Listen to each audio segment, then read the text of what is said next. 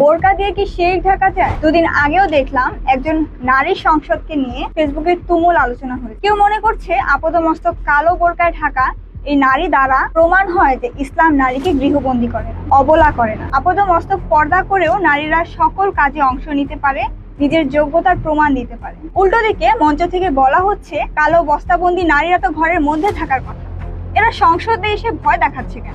না ভাই, একজন নারী হয়ে রাষ্ট্রীয় কর্মকাণ্ডে অংশগ্রহণ কোনো সমস্যা নেই। রাসূলের সময়ও ইসলামের সমাজে কার্যালয় ছিল মসজিদ। বলতে পারেন আজকের সংসদ যেখানে, মসজিদের জায়গা ছিল সেখানে।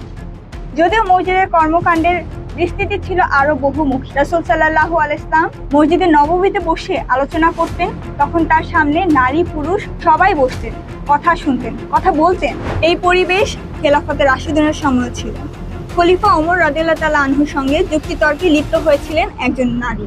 হযরত ওমর রাদিয়াল্লাহু তাআলা আনহু জুমার খুতবার সময় বিয়ের মোহর সীমিত করার কথা বললে একজন নারী সূরা নিসার 20 নম্বর আয়াত দ্বারা আপত্তি করেন। ওমর রাদিয়াল্লাহু তাআলা আনহু তার যুক্তির সামনে হার মেনে বলেছিলেন, নারীটি সঠিক বলেছে আর পুরুষটি ভুল করেছে। এটাই হচ্ছে ইতিহাস প্রসিদ্ধ। কিন্তু সেই নারী সাহাবীরা আপাতমস্তক কালো পর্দায় নিজেদের ঢেকে রাখতেন না। এ নিয়ে বহু হাদিস আছে, আমি সেদিকে না গিয়ে বাস্তবের প্র্যাকটিস দেখাই। হজ হচ্ছে মুসলিম উম্মার সবচেয়ে বড় সমাবেশ, যেখানে লক্ষ লক্ষ নারী পুরুষ একত্র হয়। সেই সমাবেশে নারীদের মুখ ঢেকে রাখা নিষিদ্ধ। রাসূল সাল্লাল্লাহু আলাইহি ওয়াসাল্লাম বলেছেন, ইহরাম অবস্থায় নারী নিকাব পরবেন এবং দস্তানা পরবেন। কাজেই অন্যান্য সমাবেশেও মুখ ও হাত ঢেকে রাখার কোনো যুক্তি থাকতে পারে। আর পবিত্র কোরআনে আল্লাহ তো এটা স্পষ্ট করেই বলে, নারীরা যেন অনাত্মীয় পুরুষদের সামনে তাদের সৌন্দর্য প্রকাশ না করে, সাধারণ যা প্রকাশমান সেই অঙ্গ ব্যতীত। সংসদে যিনি বক্তব্য দিলেন তার তো সর্বাঙ্গই ঢাকা। তাহলে আল্লাহ যে অঙ্গগুলোর পর্দার আওতা থেকে বাদ রাখলেন সেই অঙ্গগুলো কি? এর উত্তর আল্লাহর রাসূলই দিয়ে গেছে। আসমা বিনতে আবু বকর রাদিয়াল্লাহু তাআলা আনহু একদিন পাতলা কাপড় পরিহিত অবস্থায় রাসূল সাল্লাল্লাহু আলাইহি ওয়াসাল্লামের কাছে এলে তিনি মুখ ফিরিয়ে নিয়ে বলেন, হে আসমা, নারী যখন সাবালিকা হয়ে যায় তখন তার এই অংশ ও এই অংশ ছাড়া কিছু প্রকাশ পাওয়া উচিত নয়। তিনি নিজের মুখমণ্ডল ও দুই হাতের দিকে ইশারা ইঙ্গিত করেন। সুতরাং আল্লাহ যতটুকু আদেশ করেছেন, রাসূল সাল্লাল্লাহু আলাইহি ওয়াসাল্লাম যতটুকু দেখিয়ে গিয়েছেন, তার চাইতে অধিক করতে যাওয়া হচ্ছে চরম পন্থা, দিন নিয়ে বাড়াবাড়ি। এতে ইসলামের সহজ সরল সাধারণ সার্বজনীন রূপ হারিয়ে যায়। দিন পালন মানুষের জন্য কঠিন হয়ে যায়। অথচ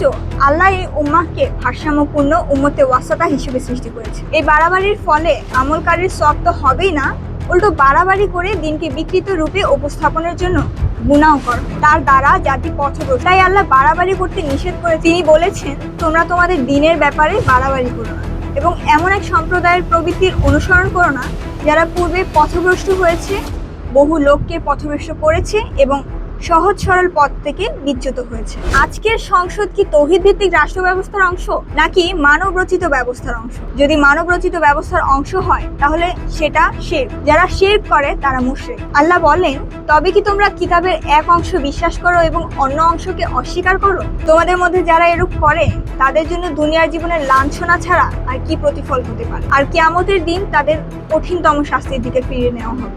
এখন যারা এই সংসদের সদস্য হয়েছেন তাদের প্রত্যেকেই শপথ অনুষ্ঠানে কোরআনের পরিবর্তে মানুষের তৈরি সংবিধান, আল্লাহর আইনের পরিবর্তে মানুষের তৈরি আইন মেনে চলার বিষয়ে অঙ্গীকার করতে হয়েছে। সুতরাং তাদের ইলাহ হুকুমদাতা আল্লাহ নন, তাদের দিনও ইসলাম নয়। তাদের ইলাহ ও সংবিধানের প্রণেতাগণ এবং তাদের দিন পশ্চিমা জীবন ব্যবস্থা তথা গণতন্ত্র। অজু যেমন নামাজের পূর্ব শর্ত, তেমনি আল্লাহকে একমাত্র হুকুমদাতা হিসেবে মেনে নেওয়া যাবতীয় ইবাদতের পূর্বশর্ত। আল্লাহকে বিধাতা হিসেবে না মেনে আপনি যতই বোরখা পরেন, যতই জিন্দা আলী হন, কোনো ফায়দা হবে না। শিরক মানেই জাহান্নাম। অন্য পাপের ক্ষমা আছে, শিরক ক্ষমা না করতে আল্লাহ অঙ্গীকারবদ্ধ।